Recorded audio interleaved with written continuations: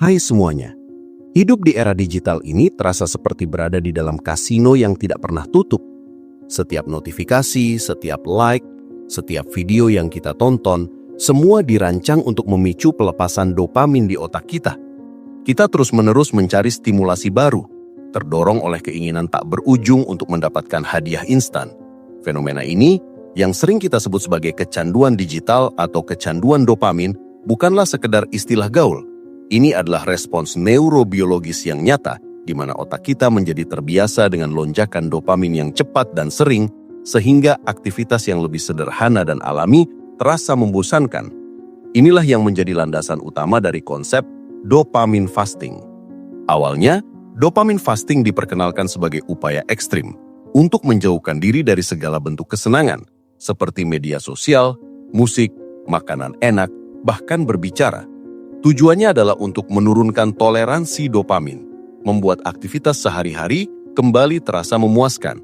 Namun, pendekatan yang ekstrim ini seringkali salah dipahami dan sulit dipertahankan, bahkan bisa menimbulkan kecemasan dan stres tambahan. Oleh karena itu, muncullah pemikiran yang lebih pragmatis dan berkelanjutan, yang kita sebut sebagai dopamine fasting 2.0. Ini bukan lagi tentang menghilangkan semua kesenangan, melainkan tentang mengatur ulang sistem reward otak kita dengan cara yang lebih cerdas dan terukur. Inti dari dopamine fasting 2.0 adalah menyadari bahwa masalahnya bukan pada dopamin itu sendiri, melainkan pada cara kita mendapatkannya. Dopamin adalah neurotransmitter yang sangat penting untuk motivasi, pembelajaran, dan kebahagiaan. Masalahnya muncul ketika kita mendapatkan dopamin dari sumber-sumber yang terlalu mudah dan cepat, seperti menggulir feed media sosial, menonton video pendek yang tak ada habisnya, atau bermain game yang penuh gratifikasi instan. Sumber-sumber ini memberikan dopamin murah yang membuat otak kita malas untuk bekerja demi mendapatkan dopamin mahal yang berasal dari pencapaian, kerja keras, atau interaksi sosial yang bermakna. Dopamine fasting 2.0 mengajak kita untuk secara sadar mengidentifikasi dan mengurangi sumber-sumber dopamin instan ini, bukan dengan menghilangkannya sama sekali, melainkan dengan membatasi atau menggantinya. Bayangkan sebuah diet dopamin. Alih-alih makan makanan cepat saji yang penuh gula dan lemak, dopamin instan, kita beralih ke makanan yang lebih sehat dan bergizi. Dopamin dari aktivitas yang bermakna. Misalnya, alih-alih langsung membuka Instagram saat bangun tidur, kita bisa memilih untuk meditasi selama 10 menit, membaca buku, atau hanya sekedar menikmati secangkir teh. Aktivitas-aktivitas ini tidak memberikan lonjakan dopamin yang dramatis, namun justru memberikan rasa tenang dan puas yang lebih tahan lama. Salah satu pilar penting dari dopamine fasting 2.0 adalah menghadirkan kembali kebosanan dalam hidup. Di dunia modern, kita telah kehilangan seni menjadi bosan. Setiap kali ada jeda waktu, kita langsung mengisi kekosongan itu dengan ponsel kita. Padahal, kebosanan adalah momen krusial bagi otak untuk beristirahat, merenung, dan memunculkan ide-ide kreatif. Dengan sengaja membiarkan diri kita merasa bosan, kita memberi kesempatan pada otak untuk membersihkan diri dari stimulasi yang berlebihan. Ini bisa sesederhana duduk diam di halte bus tanpa membuka ponsel, atau hanya melamun sambil melihat keluar jendela. Momen-momen inilah yang seringkali memicu pemikiran yang paling inovatif dan solusi atas masalah yang sedang kita hadapi. Penerapan dopamine fasting 2.0 juga melibatkan penataan ulang lingkungan fisik dan digital. Kita bisa mulai dengan mematikan notifikasi yang tidak penting, menyetel mode jangan ganggu secara teratur, atau bahkan menghapus aplikasi yang paling sering memicu kecanduan kita. Di sisi fisik, kita bisa membuat area tertentu di rumah sebagai zona bebas gawai, misalnya di meja makan atau di kamar tidur. Tujuannya bukan untuk menjadi anti teknologi, melainkan untuk merebut kembali kontrol atas perhatian kita. Kita yang harusnya mengendalikan teknologi, bukan sebaliknya. Secara lebih mendalam, dopamine fasting 2.0 mendorong kita untuk mencari kesenangan dari sumber-sumber yang membutuhkan usaha. Inilah esensi dari dopamin mahal.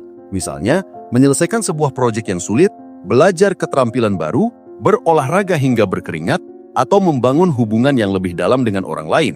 Semua aktivitas ini membutuhkan waktu dan tenaga, namun imbalan dopamin yang dihasilkan jauh lebih bermakna dan memberikan kepuasan yang mendalam. Ketika kita berhasil mencapai tujuan yang menantang, otak kita akan melepaskan dopamin dalam jumlah yang signifikan. Dan yang lebih penting, dopamin ini datang bersamaan dengan rasa bangga, kompetensi, dan kebermaknaan. Ada beberapa langkah praktis yang bisa kita coba. Pertama, tentukan 1 hari dalam seminggu untuk melakukan fasting ringan. Selama hari itu, kita bisa membatasi penggunaan media sosial, mematikan notifikasi, atau menghindari menonton film secara maraton. Kedua, ganti kebiasaan buruk dengan kebiasaan baik. Jika biasanya kita langsung mengecek ponsel saat bangun, coba ganti dengan minum segelas air putih sambil melihat pemandangan di luar. Ketiga, catat kemajuan kita. Menulis jurnal tentang perasaan dan perubahan yang kita rasakan bisa menjadi motivasi yang kuat. Kita akan mulai menyadari bahwa kita tidak memerlukan stimulasi konstan untuk merasa bahagia atau puas. Dopamine fasting 2.0 bukanlah sebuah hukuman, melainkan sebuah investasi untuk kesehatan mental dan kesejahteraan jangka panjang. Ini adalah cara untuk mengajarkan otak kita kembali menikmati hal-hal sederhana dalam hidup, mencicipi makanan dengan lebih saksama, mendengarkan percakapan dengan penuh perhatian, atau sekedar menikmati heningnya malam. Semua ini adalah kesenangan-kesenangan yang telah terkubur di bawah tumpukan stimulasi digital yang tak ada habisnya. Dengan mempraktekkan dopamine fasting 2.0, kita memberikan kesempatan pada sistem reward otak kita untuk kembali ke titik nol, di mana hal-hal kecil dapat memberikan kebahagiaan yang besar. Pada akhirnya, dopamine fasting 2.0 adalah tentang menemukan keseimbangan. Kita tidak perlu menjadi pertapa yang hidup di gua. Kita tetap bisa menikmati media sosial, menonton film, atau bermain game, asalkan kita melakukannya dengan penuh kesadaran dan kontrol. Tujuannya adalah untuk tidak lagi menjadi budak dari dopamin instan, melainkan menjadi master dari motivasi kita sendiri. Ini adalah perjalanan untuk kembali terhubung dengan diri kita sendiri, dengan orang-orang di sekitar kita, dan dengan keindahan dunia yang seringkali terlewat karena mata kita terpaku pada layar.